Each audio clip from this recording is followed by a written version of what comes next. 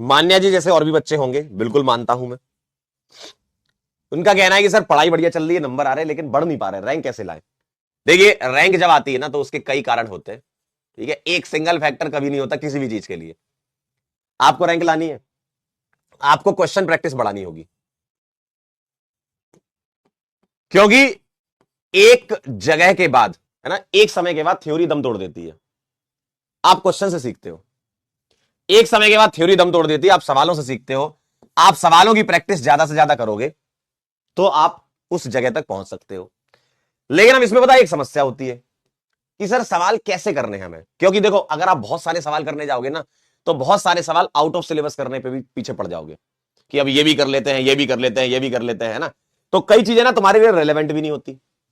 इसीलिए question practice जो है आपको जब करनी है तो आपके लिए बिल्कुल सटीक है एकदम कि भाई जेई मेन के क्वेश्चन प्रैक्टिस कर लीजिए, पिछले 5 साल के, और अब तो 1 साल और जुड़ गया है, 6 साल के क्वेश्चन आप कर लीजिए।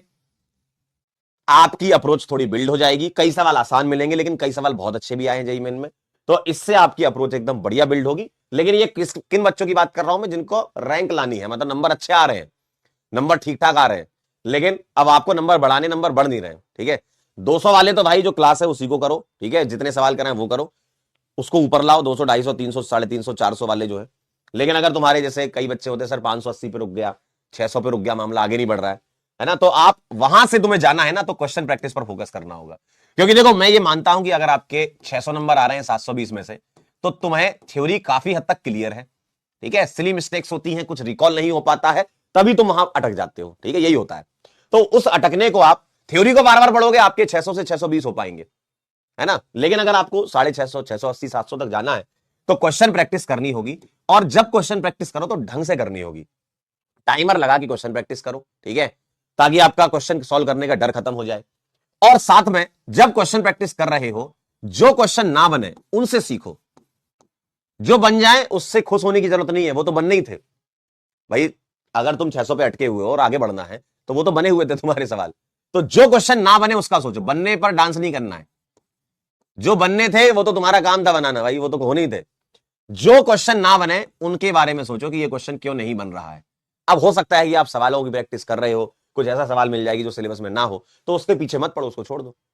लेकिन हाँ, आपको इतना तो आइडिया लग जाएगा कि यार ये चीज एनसीईआरटी में है, ये नहीं है, तो जो चीज एनसीईआरटी में है वही आपको करना है। ठीक है, तो आप ये वाली चीज पर फोकस करें तो आप क्या है उस जोन में चले जाएंगे, आप यहां से बढ़ करके बहुत आगे, मतलब आपके नंबर बढ़ेंगे, है ना, 600 प्लस हो जाएंगे आपके। ठीक है, 600 प्लस, 650 प्लस, अगर और अच्छे से सवाल करते हो 700 प्लस तक भी तुम जा सकते हो। ठीक है, ये है जेई मेन के पीवाईक्यू। और अगर तुमको जेई मेन के कुछ सिलेक्टेड जो हम लोगों ने निकाले थे वो करना, मैंने फिर बताया है, उत्थान सीरीज से आप कर सकते हो। मैं फिर वही बोल रहा हूं, बार बार बोल रहा हूं, अगर आपको जेई मेन के जो सिलेक्टेड सवाल है जो हम लोगों ने लास्ट ईयर ली थे, आप यहां से कर लीजिए। आपको लगता है मेरी ये हो गई है तो आप वहां चले जाइए, है ना। सवाल बहुत है, इतना भाई, इतने सारे सवाल हैं जेई मेन में, और वो मैक्सिमम मतलब 90% से ऊपर सवाल आपके लिए रिलेवेंट है, 90% सवाल बोल सकता हूं मैं रिलेवेंट है। तो जेई मेन का आप प्रैक्टिस कर लो, पहले ये कर लो आप, है ना, ताकि आपको यहां से पता चल जाएगी कौन कौन से हम लोगों ने सवाल निकाल के करवाए। उसके अलावा आपका मन करता है ये कर लो, ठीक है। तो आपके नंबर बढ़ेंगे सिर्फ और सिर्फ इससे, क्वेश्चन प्रैक्टिस से।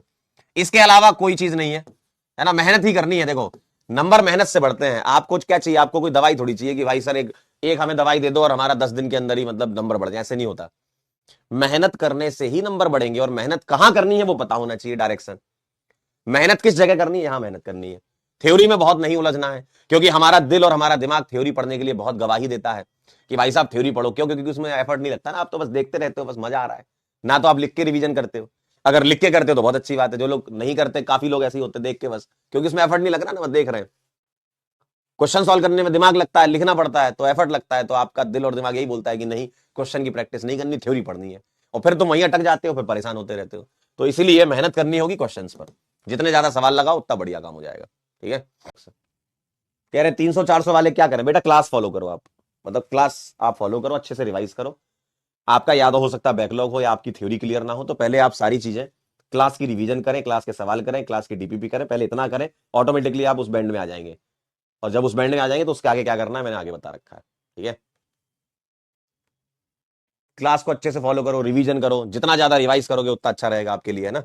रिवीजन करते रहें लगातार, रिएक्शन को बार बार देखते रहें, लिखते रहें, लिख के ज्यादा प्रैक्टिस करें तो ज्यादा अच्छा रहेगा।